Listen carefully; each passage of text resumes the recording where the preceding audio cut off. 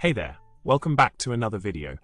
Today, we're diving into a common problem that many developers encounter when working with Spring applications. The problem we're tackling today revolves around creating multiple beans of a specific type based on configuration values. It's a tricky situation because the beans need to be defined early in the application context lifecycle to ensure they are available when needed. Now, onto the solution.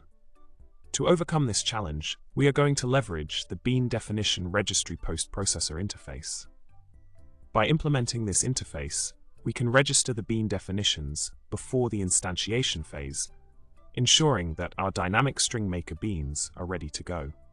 This approach allows us to programmatically bind the configuration properties using the Binder API, ensuring that everything is set up correctly. It's important to note that in the solution provided, we are using a static @bean method in the dynamic string maker bean definition registrar configuration class to avoid any lifecycle issues.